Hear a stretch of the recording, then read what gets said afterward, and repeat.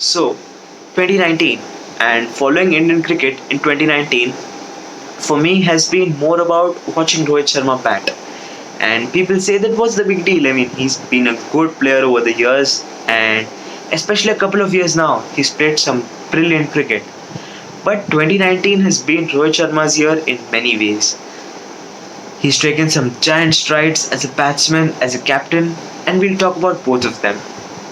First, the very first match of this year was played against Australia at Sydney, and he scored 100. Since then, till the IPL, India played fair bit of cricket, about 8-10 ODI matches, but Rohit Sharma didn't score a single 100. Just about 3 or 4 50s here and there, and I think by the standards that he's set for himself, it won't be wrong if we say that he was going through a lean patch. But then came the IPL, and generally IPL talks are more about either they dominated about either Dhoni's captaincy or Virat's batting, but there he was, Rohit Sharma, winning the IPL title for the fourth time, a record fourth time, and making his franchise the most successful franchise in IPL history. I think the transition of Rohit Sharma started way back in 2013 when MS Dhoni told him to open the innings. And not to forget, it was that year when he stepped up as a captain of Mumbai Indians in the middle of a tournament when Ricky Ponting stepped down. And since then, he's evolved as a player, he's evolved as a batsman, and it has been a different Rohit Sharma altogether since then. After a successful IPL campaign, it was the World Cup, the most awaited tournament in India. The very first match against South Africa at Southampton. A testing wicket, a difficult pitch to bat on. He went on to score a brilliant 100 and India won the match. Since then, he didn't look back, scored 500s in IPL, which no other batsman was able to do, ended the tournament being the leading run scorer. But more than the runs, I think the way he was scoring, he played the role of an aggressor since the Pakistan match, and I think that helped KL Rahul a lot because it allowed KL Rahul to settle his nerves at the big stage. But more than the runs, it was the ease with which he was scoring. It was the way he stepped onto field. It was the way he went out to bat. It felt like it was all his territory, and he was bound to score runs. After World Cup came a more testing phase for Rohit Sharma, and I say more than the World Cup. It was Rohit Sharma, the Test opener. We know that in Test cricket, numbers don't do justice to him, nor has he done justice to himself till that point. It was always like when he went to bat, we all knew he would score runs, but then play a rash shot, get out, and we all be like, probably next time. But there he was.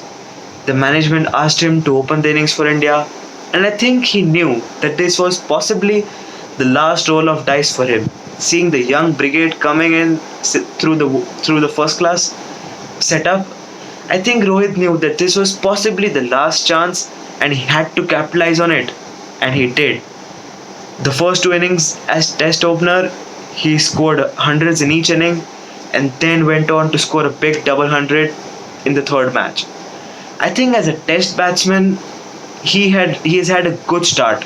As a Test opener rather, he's had a good start to a new innings in his Test career.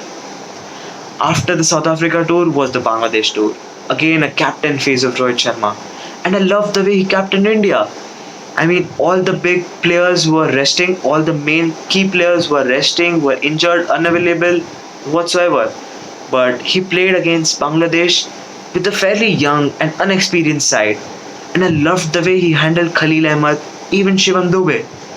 And giving Deepak Chahar the role of Bumrah, bowling at the death overs, I think that was spot on.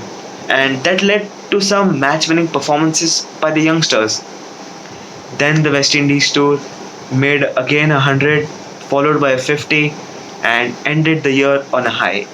He ended the year being the highest run scorer in ODIs, also the joint highest run getter in T20 internationals, with Virat Kohli being at the top. The records, many records were broken by him. Like 10 centuries by an opener, broke the 22-year-old record of Sana Jayasuriya of the most runs scored by an opener in a single year. But more than the records, more than the batting, I think it was a relaxed. What I noticed was a relaxed version of Rohit Sharma, a new version of Rohit Sharma in 2019.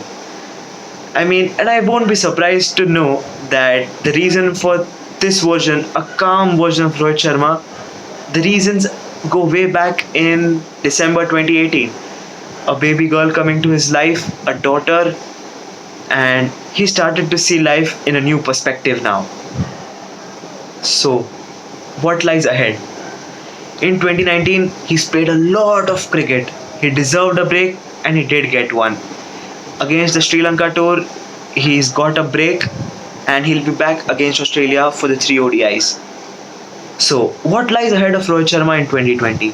As a white ball batsman, there are many important tours ahead: the New Zealand tour, the Asia Cup, the IPL, and then the big T20 World Cup in Australia.